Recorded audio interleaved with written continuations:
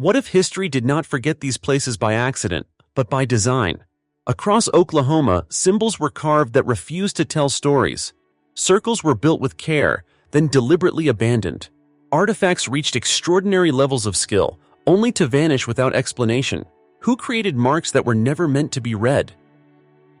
Why build structures not meant to last? And how does knowledge disappear without collapse or catastrophe?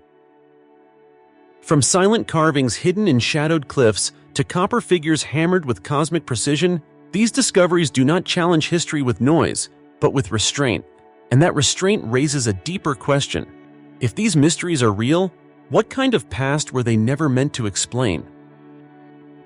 Oklahoma is often imagined as a land shaped by recent history, frontiers, railroads, and modern settlement. Yet beneath its plains, hills, and river valleys lies a much older record, one that does not fit comfortably into linear timelines or familiar narratives. Long before written language, before fixed borders or permanent cities, people moved through this landscape with intention. They marked places, returned to them, and then left, sometimes for centuries without explanation.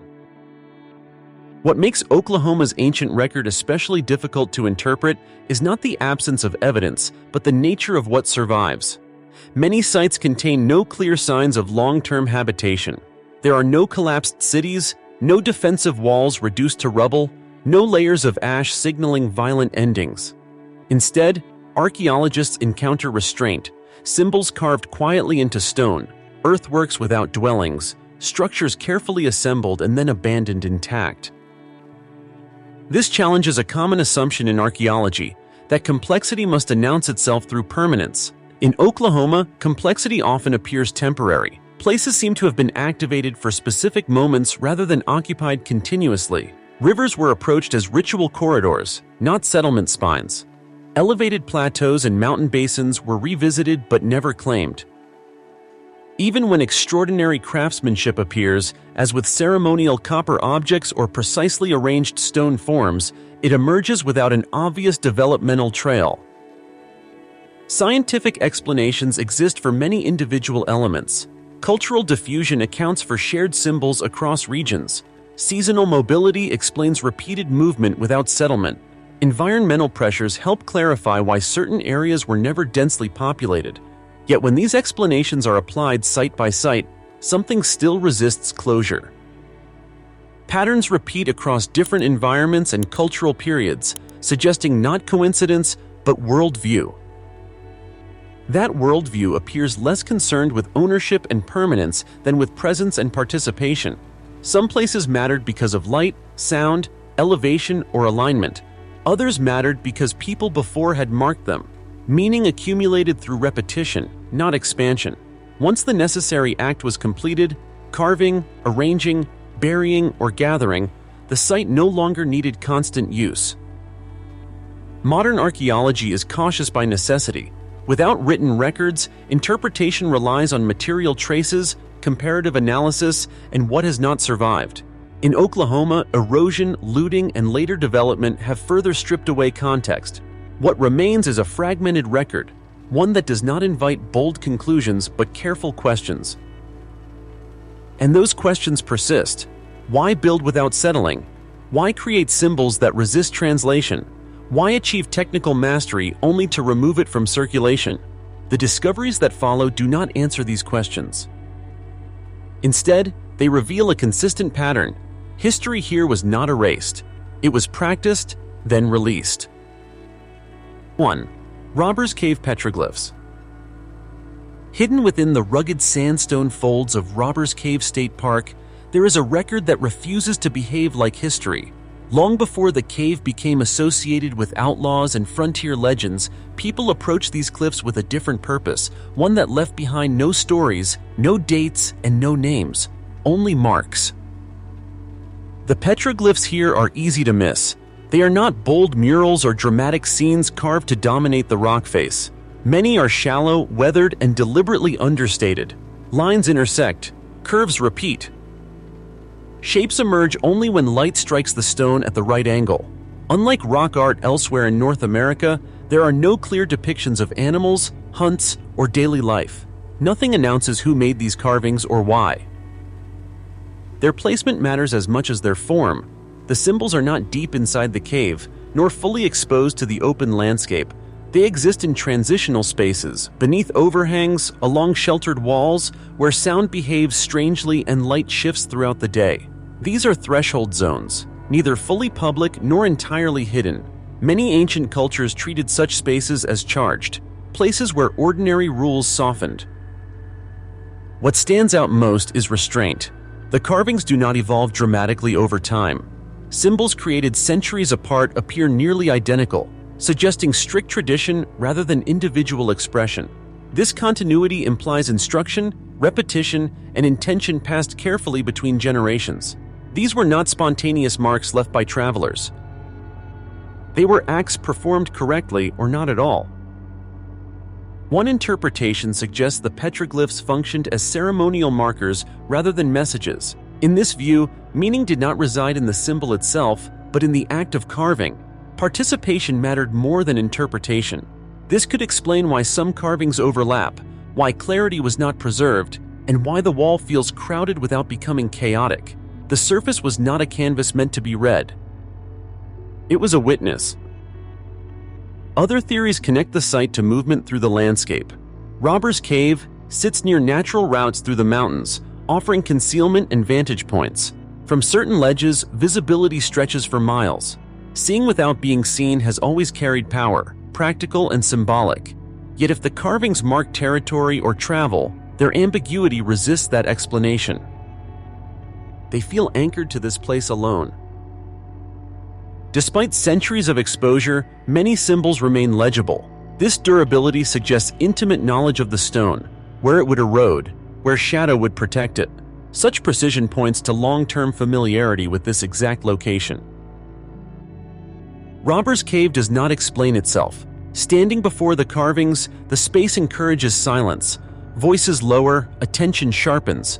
Whatever happened here did not need to be understood later. It needed only to be done. 2. Spiro Mounds and the Spiro Copper Plates. Near the Arkansas River in eastern Oklahoma, the earth rises gently into a cluster of mounds that once formed one of the most influential ceremonial centers in ancient North America, Spiro Mounds. On the surface, the site appears modest, grassy rises shaped by time and weather. Beneath that calm exterior, however, lay objects so refined that their discovery unsettled long-held assumptions about the technological and symbolic limits of pre-contact societies. The most striking finds were thin sheets of hammered copper, now known as the Spiro Copper Plates. They were not recovered through careful excavation. In the 1930s, looters used dynamite to breach the Craig Mound, tearing the contents from their original context and scattering them into private collections. That act permanently damaged the story these objects were meant to tell. What survives are fragments, both literal and interpretive. The plates themselves depict human-like figures rendered with extraordinary control. Bodies appear balanced and intentional, muscles suggested rather than exaggerated. Headdresses rise with geometric precision. Some figures display wings or hybrid features, as if caught between human and otherworldly states. These are not portraits of ordinary people. They feel ceremonial, elevated, symbolic. Copper adds another layer of complexity. There is no natural copper source near Spiro. The material had to be transported over hundreds of miles, likely from the Great Lakes region. This implies trade networks spanning much of the continent, networks capable not only of moving material, but of transmitting ideas. The craftsmanship suggests artists who understood anatomy, negative space, and iconography at a level that appears fully developed rather than experimental. Archaeologists generally associate the plates with the Mississippian cultural world, dating roughly between the 10th and 14th centuries. Many figures align with a shared cosmology that divided the universe into layered realms: sky, earth, and underworld. One recurring figure, often described as a birdman, appears across Mississippian sites, symbolizing authority, renewal, and ritual power. At Spiro, however, these images feel unusually precise, as if they were reference forms rather than local interpretations. What complicates interpretation is function. The plates are too thin to be armor, too sharp-edged to be worn comfortably. They show no signs of prolonged use. This suggests they were not possessions but instruments, displayed briefly, activated during ritual moments, then removed from circulation. Their burial may have marked endings rather than continuities, the close of a cycle, the death of a lineage, or the conclusion of a ceremonial order. The greatest mystery is not their meaning, but their suddenness. There is no clear developmental trail leading up to them. They appear confident, complete, and then they disappear. Knowledge reached a peak, was practiced, and then was sealed into the earth. The Spiro-copper plates do not explain themselves. Like much of Oklahoma's ancient record, they offer presence without instruction, evidence of a worldview sophisticated enough to leave no roadmap behind. 3. Black Mesa Stone Circles. In the far western panhandle of Oklahoma, the land rises quietly into Black Mesa, a high, wind-scoured plateau where the horizon stretches farther than feels natural. It is the highest point in the state, yet it announces nothing. There are no monuments, no walls, no visible ruins. What remains here is subtle enough to be dismissed until it is noticed. Scattered across portions of the mesa are stone circles. Some are only a few feet wide. Others are larger, formed by carefully selected stones placed in closed rings. At first glance, they resemble natural scatter or recent disturbance, but patterns begin to emerge. The stones are chosen rather than gathered at random. Many contrast slightly with the surrounding basalt, lighter or smoother, as if visibility mattered. The rings are complete, rarely broken, and often positioned on gentle rises rather than low ground. What these circles are not is immediately clear. They are not permanent dwellings. There are no hearths, storage pits, or accumulated debris. They are not defensive structures, nor do they align with known hunting traps or corrals. Black Mesa shows evidence of repeated human presence over thousands of years. Paleo-Indian, Archaic, and later Plains cultures all moved through this region. Yet no group appears to have claimed it as a long-term settlement. One explanation suggests the circles were bases for temporary shelters weighted down by stone. Similar rings exist elsewhere on the plains. But the Black Mesa examples complicate this theory. Many sit in exposed areas where shelter would have offered little protection. Others lack the openings typically associated with domestic structures. And some appear too carefully aligned to feel purely functional. Alignment is where the mystery deepens. From certain circles, distant landmarks line up along the horizon in ways that resist coincidence. A few rings appear oriented toward sunrise or sunset positions during seasonal transitions. These alignments are not precise enough to label the circles observatories, but they are consistent enough to suggest awareness. At this elevation, weather patterns are visible long before they arrive. Stars appear sharper at night. Time here behaves differently. This has led some researchers to consider ceremonial or communal uses. Black Mesa may have functioned as a meeting point, a neutral space where groups gathered briefly before dispersing again. The circles could have marked sacred areas activated during specific moments, then left intentionally intact. Their simplicity supports this idea. There is no decoration, no carving, no added symbolism beyond the form itself. A circle is a restrained shape. It encloses without hierarchy.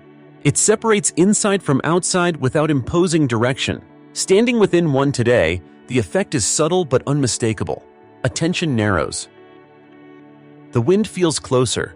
The land no longer feels empty. What makes these circles enduringly difficult to interpret is not their construction, but their intention. They were built knowing they would not last forever. Their meaning existed in the act of arrangement, not in permanence. Once that act was complete, the land could reclaim them.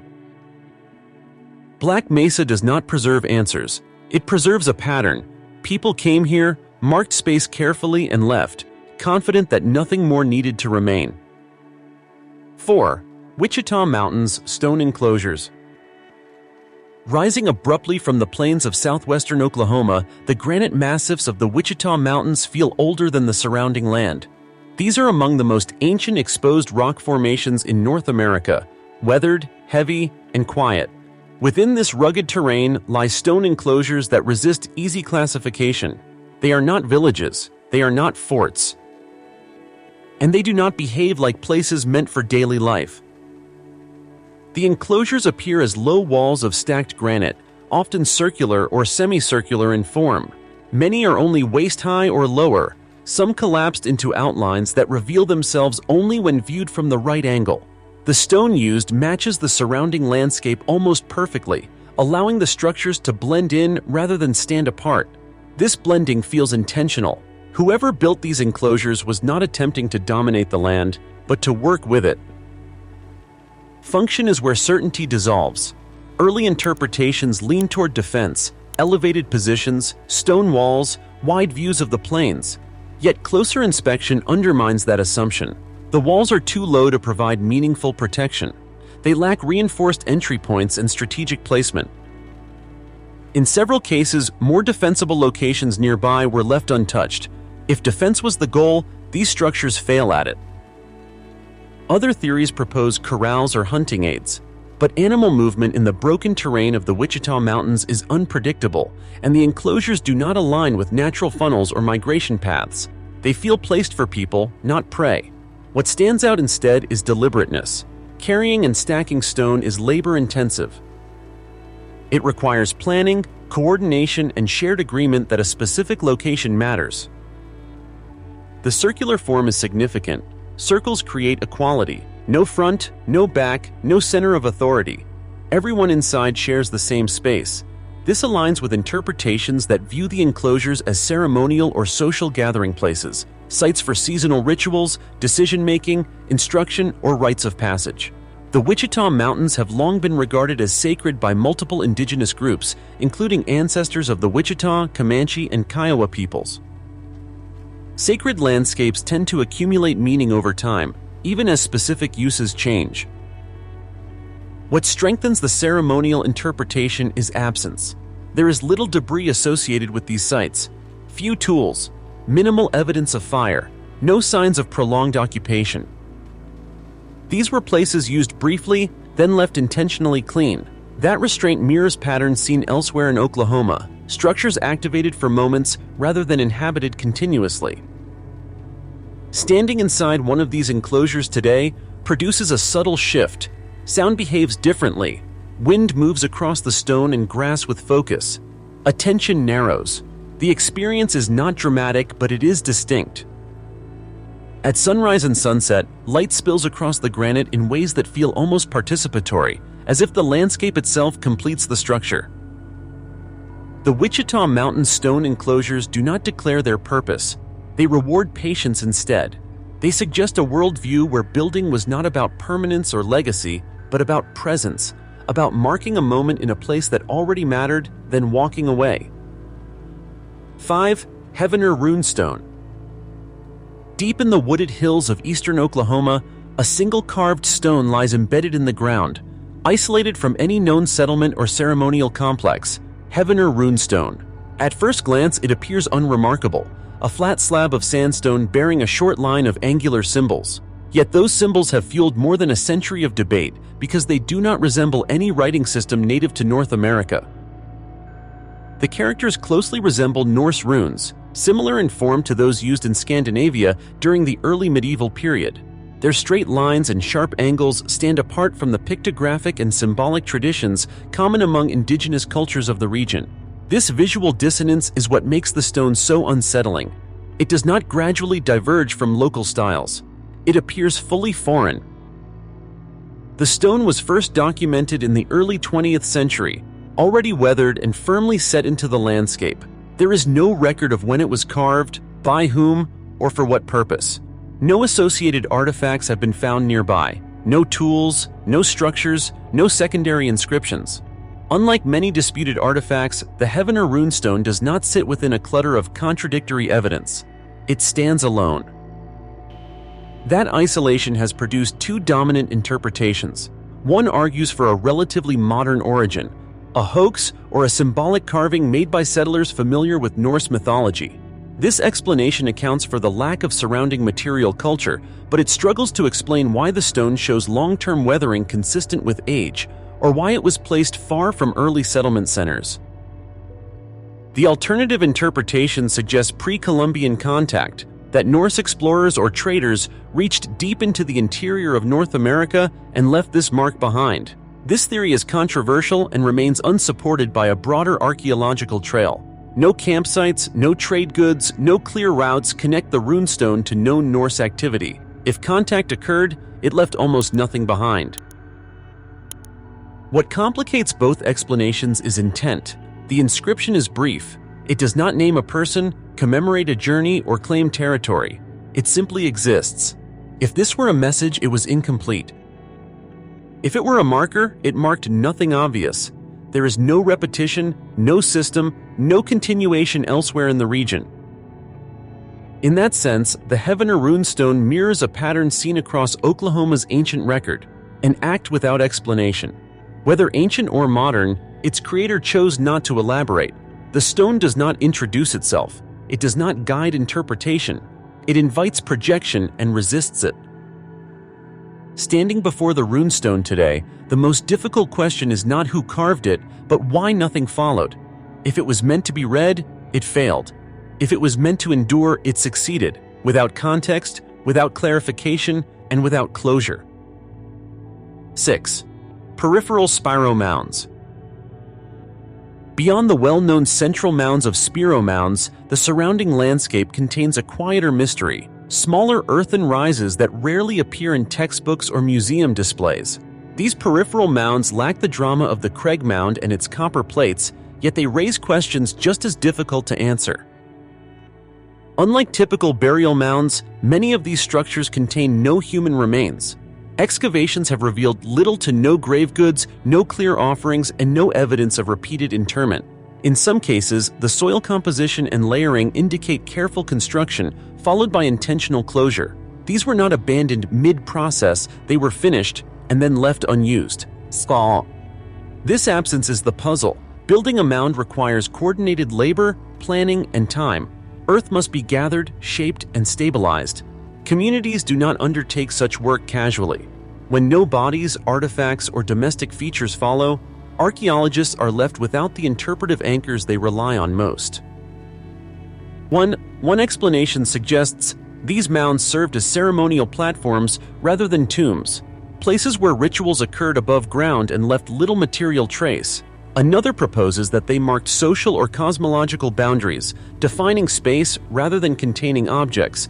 In this view, the mound itself was the act, not a container for something else. The placement of these mounds strengthens that interpretation. They are often positioned in relation to the central complex but remain distinct from it, close enough to belong, distant enough to remain separate. This spatial relationship implies hierarchy without function. They mattered, but not in ways we expect. What makes these mounds especially challenging is their restraint. There is no attempt to monumentalize, no effort to preserve meaning through durable artifacts.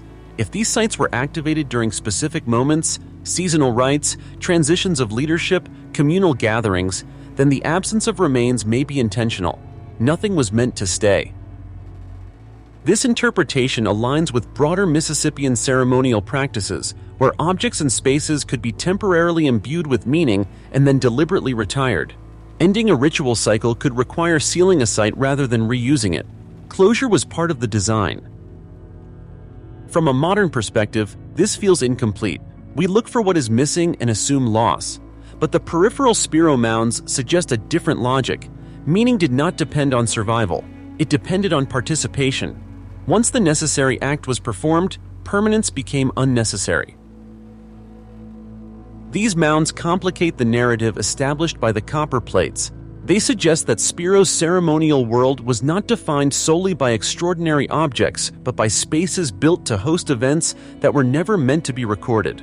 What remains is not evidence of neglect, but evidence of control, knowledge practiced carefully, then allowed to fade. 7. Turkey Mountain Petroglyph Area. Within the limits of a modern city, overlooking highways, neighborhoods, and industrial corridors, lies a quiet elevation known as Turkey Mountain. Today it is surrounded by trails and urban infrastructure, yet embedded within its stone surfaces are traces of a much older presence, petroglyphs that survive not because they are protected, but because they are overlooked. Unlike more dramatic rock art sites, the carvings at Turkey Mountain do not announce themselves. They are faint, shallow, and often visible only under specific lighting conditions. Lines, simple shapes, and abstract forms appear briefly, then dissolve back into the texture of the stone. There are no clear figures, no animals, no scenes that suggest storytelling or record-keeping. What remains feels intentionally minimal. Their location is significant. Turkey Mountain sits near the Arkansas River, a natural corridor that has drawn human movement for thousands of years. This was not a remote or hidden place. It was accessible, visible, and repeatedly passed through. And yet, the symbols carved here resist public interpretation. They do not guide, warn, or commemorate. They exist quietly within reach of daily life. This contrast raises an important question. Why place abstract markings in an area so exposed, yet make them so difficult to notice? One possibility is that the site functioned as a small-scale ceremonial space, one that did not require isolation but discretion. The carvings may have been intended for individuals already familiar with their meaning, rather than for outsiders encountering them by chance. Archaeological study of the site has been limited, in part because urban expansion has reshaped the surrounding terrain. Development erases context gradually, not through destruction but through normalization. As paths are paved and vegetation cleared, ancient marks become background texture. Their survival becomes accidental rather than intentional. The restraint of the Turkey Mountain petroglyphs mirrors patterns seen elsewhere in Oklahoma. Like Robber's Cave, these carvings do not attempt to communicate across time. There is no effort to preserve clarity or scale. The act of carving appears more important than the result. Whatever meaning once existed likely depended on proximity, timing, and shared understanding. Another possibility is that these marks were tied to movement rather than settlement. Positioned near a river crossing and elevated vantage point, the site may have functioned as a pause rather than a destination, a place to mark transition, entering or leaving a territory, beginning or ending a journey, shifting from one role to another. Standing at Turkey Mountain today, the city hums below. Traffic moves, construction continues. And yet, when the light strikes the stone at the right angle, the carvings briefly emerge unchanged. They do not compete with the present. They wait within it. The Turkey Mountain petroglyphs suggest that ancient meaning did not require separation from daily life. It required awareness. These symbols were never meant to stand apart. They were meant to be noticed by those who knew where and how to look. 8 Salt Plain Stone Features. In northwestern Oklahoma, the landscape flattens into a blinding expanse of white and gray where vegetation struggles to survive. This is Salt Plains, a region defined by heat, wind, and mineral crusts that crack beneath the sun. It is not a place that invites settlement. And yet, scattered across parts of this harsh environment are stone features that suggest deliberate human attention. These are not structures in any conventional sense. There are no walls, no shelters, no clear enclosures. Instead, stones appear arranged, placed rather than dropped, forming low alignments and subtle groupings. They do not support habitation.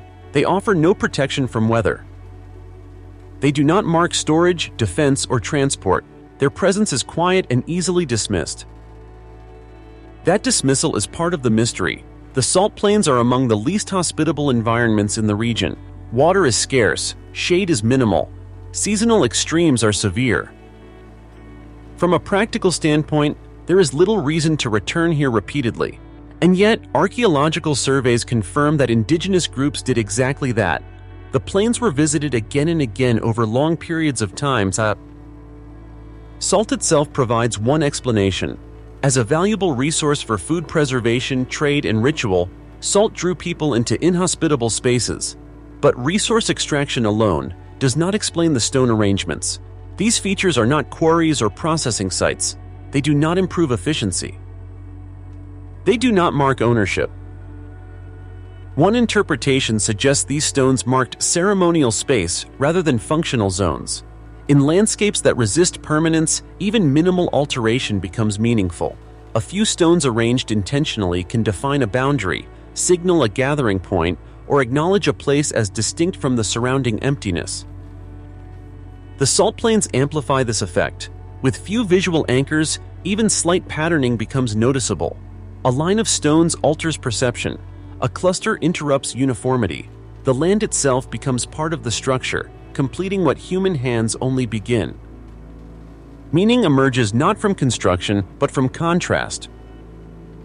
Another possibility is that these features were temporary markers tied to cyclical use. Groups may have returned during specific seasons to collect salt, perform rites, or meet with others, then dismantled or ignored the markers until the next cycle.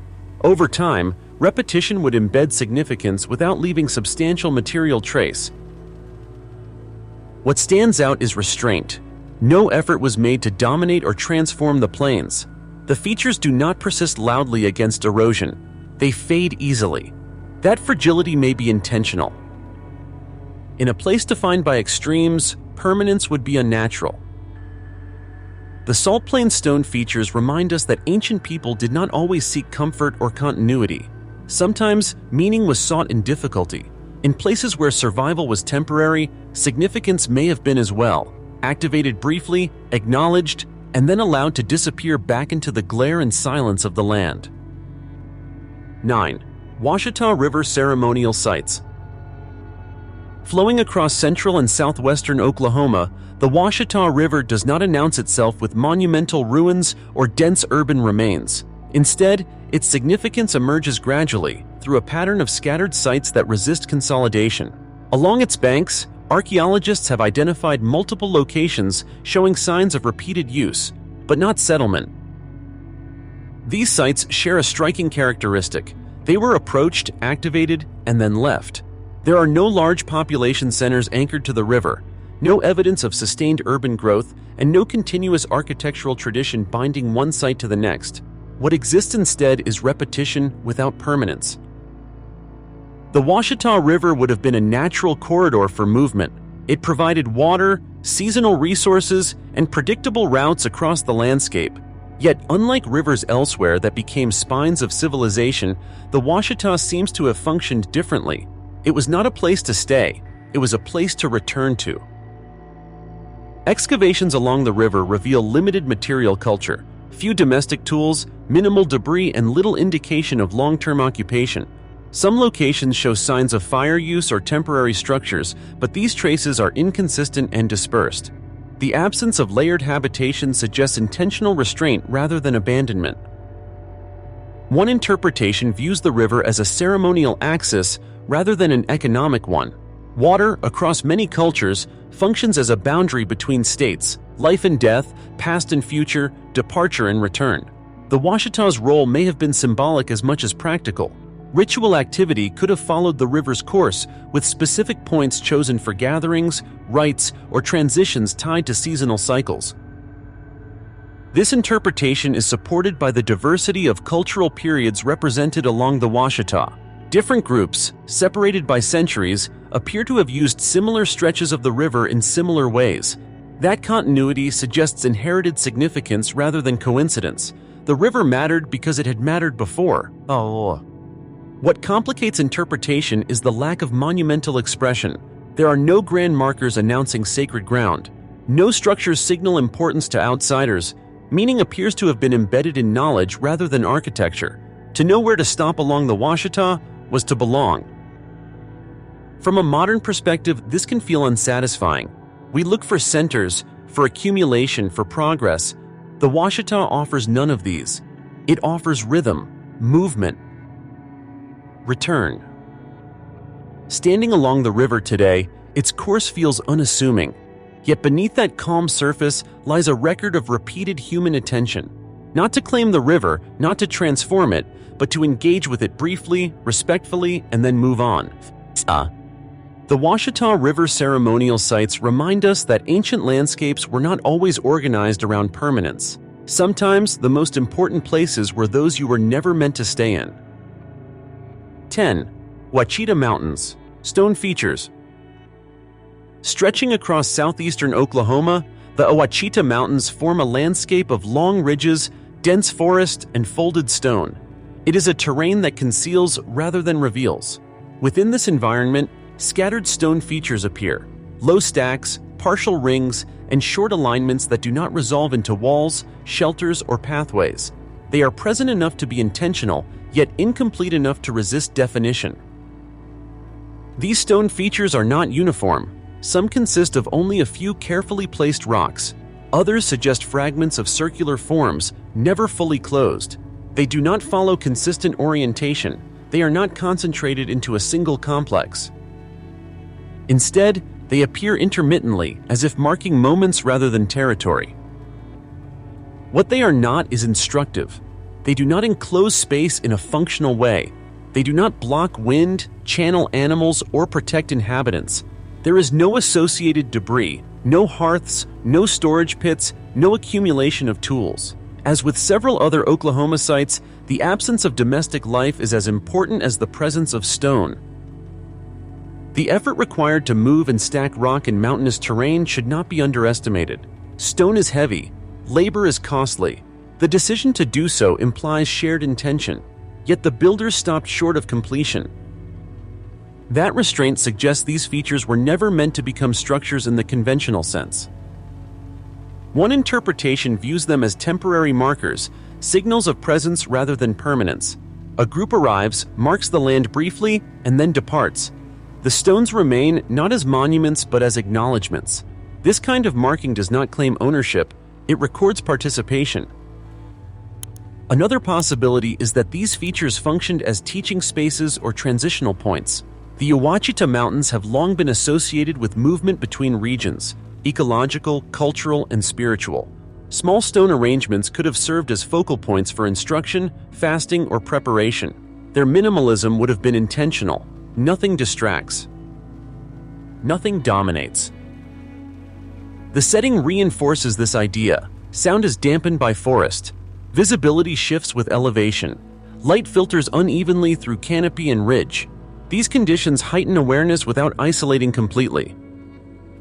A person does not disappear here. They are simply held in place for a moment. What makes the Ouachita stone features difficult to interpret is not erosion or damage, but their refusal to conform. They do not scale up. They do not repeat in predictable ways. Each instance feels contextual, responding to its immediate surroundings rather than a standardized plan. In that sense, these features may represent the purest expression of a pattern seen throughout Oklahoma's ancient record, meaning created through restraint. Nothing here asks to be remembered loudly. The stones remain because they were allowed to remain, not because they were designed to endure. They mark the land quietly, then step back, leaving space for whatever comes next. When meaning refuses to remain. Taken individually, none of these discoveries overturn established history. They do not prove lost super-civilizations, forbidden technologies, or forgotten empires that ruled the continent. That is not their role.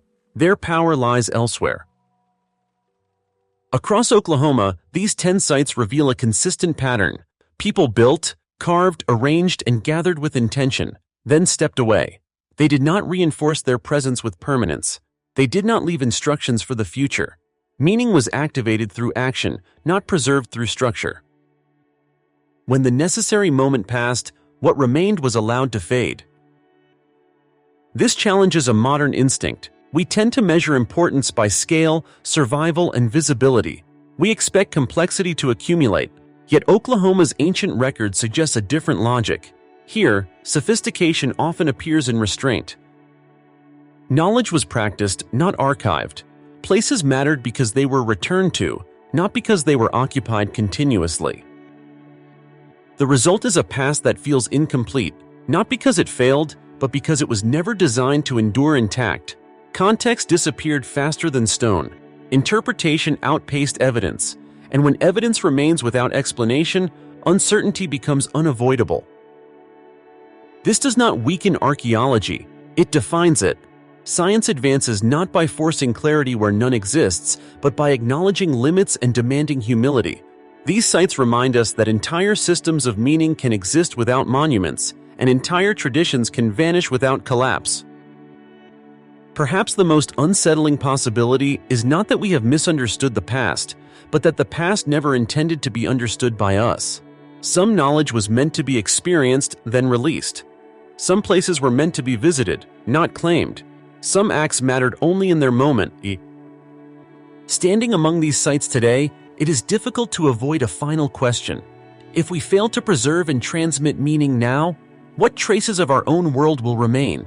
And when future observers encounter them, fragmented, silent, incomplete, will they assume loss or intention? History may not be wrong. It may simply be unfinished.